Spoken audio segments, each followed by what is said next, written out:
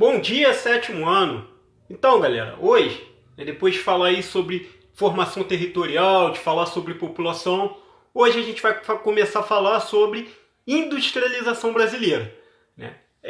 A industrialização no Brasil, ela foi assim, um marco muito importante na história econômica do nosso país, porque muitos países do mundo já tinham se industrializado, o Brasil ele permanecia com uma base agrário-exportadora, né? Ou seja, ele dependia muito da exportação aí de produtos primários, o principal deles, o café, né? Que era a grande base exportadora aí do Brasil, né? E houve a crise de 29, né? A crise da superprodução. Lá nos Estados Unidos, as fábricas começaram a produzir muito.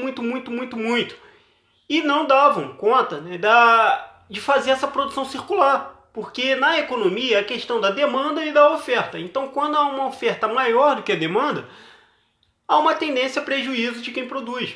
E até ali, muitos não sabiam disso, né? Até ali não havia essa consciência desses riscos.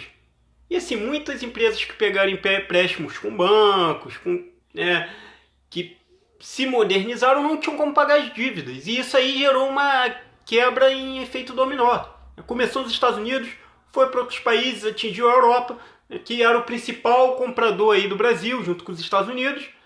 E aí Getúlio Vargas ia fazer o quê? Se viu obrigado a substituir importações, a começar a investir na produção interna de produtos que antes a gente comprava de outros países.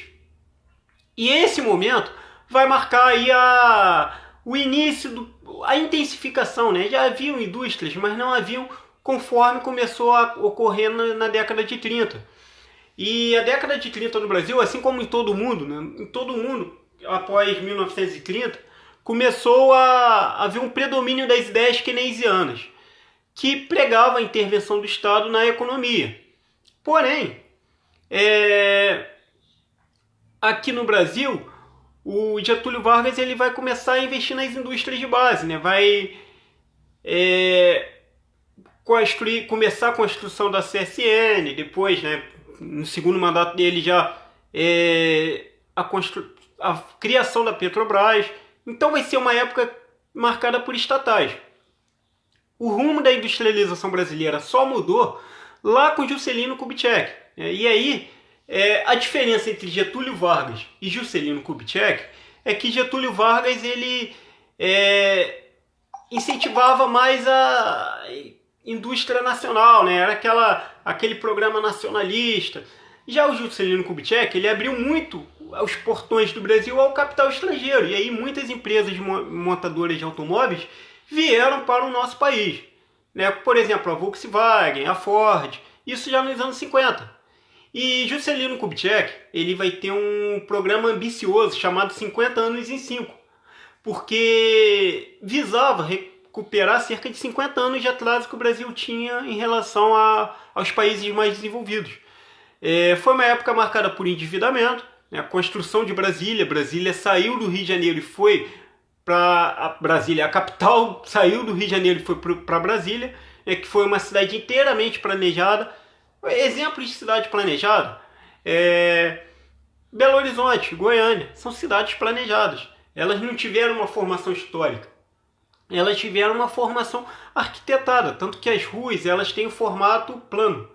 Brasília segue essa lógica aí. E aí vai ter toda uma mudança na política do país, até porque, por uma questão estratégica, haviam muitos protestos por aumento de salários, muitas greves, e a ideia era tirar a capital do país do meio dessa panela de pressão aí. Então, começam-se assim, a grandes rodovias serem construídas. O Juscelino Kubitschek, ele estimulou muito o desenvolvimento do país, mas ele investiu muito no setor rodoviário. E até hoje, a matriz de transporte do Brasil, ela passa por problemas. O Brasil, por exemplo, ele tem um potencial hídrico muito grande, o potencial para transporte hídrico muito grande. Transporte ferroviário então nem se fala, é gigantesco, o nosso território ele é imenso. Só que o transporte rodoviário ganhou notoriedade. Então é a partir daí que muitas fábricas começam a chegar. Houve aí os governos militares que investiram em grandes obras, como Itaipu, Itaipu da usina de Itaipu, como a Ponte Rio-Niterói. E o Brasil ele vai seguir os rumos da Guerra Fria, ele, teoricamente mais alinhado com os Estados Unidos, né? E vai começar assim, a se inserir na terceira revolução industrial. As fábricas elas vão ficar cada vez mais modernas. O Brasil, ele hoje ainda ele não domina a tecnologia de ponta.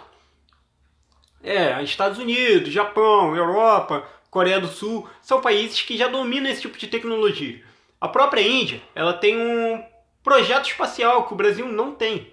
Então, a gente ainda está atrás em termos de tecnologia de ponta. Porém, há um crescimento, né? O Brasil hoje é um dos 20 países mais industrializados do mundo, estando no chamado G20, é considerado um país emergente.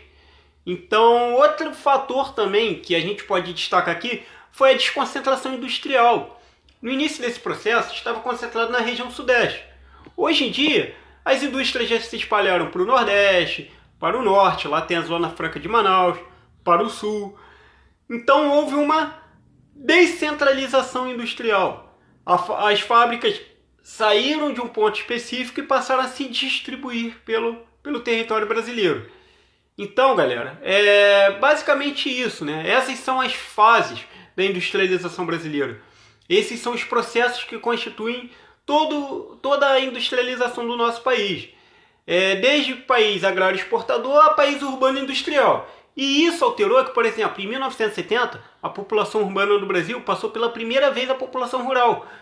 E o crescimento populacional, a gente falou de população aí no capítulo anterior, ele tem muito mais a ver com o crescimento das cidades, quer dizer, tem muito mais a ver com o crescimento populacional do que com construção de prédios. A gente tem a clássica imagem de que cidade é onde se tem prédio. Só que o prédio, a imagem clássica do apartamento de 10 andares. Esses grandes prédios, eles são construídos exatamente em virtude do aumento da população. Exatamente. Porque assim, o agricultor, o produtor rural, que não tinha como competir com grandes latifundiários, que também modernizaram a sua produção no campo, iam para a cidade. E aí tinha um aumento da população. E nesse aumento da população, começou a haver outros problemas, como, por exemplo, comunidades que não tinham serviços básicos, como saneamento básico, como luz, como água. E aí, nas cidades, o alto índice de desemprego vai gerar um índice de criminalidade maior. Então, outros problemas urbanos, sem falar a poluição auditiva, poluição que é poluição sonora. Sem falar na poluição sonora, na poluição visual. Então, uma série de problemas ambientais, e aí a gente cita também a derrubada de florestas, vão começar a se unir nesse contexto de industrialização. Então, o impacto ele foi muito mais do que econômico, ele foi natural também, ele foi paisagístico. Então, galera, é basicamente isso, tá? Peço que vocês façam os exercícios aí do capítulo 5 e na semana que vem nós continuamos o assunto aí. Um abraço, até a próxima aula.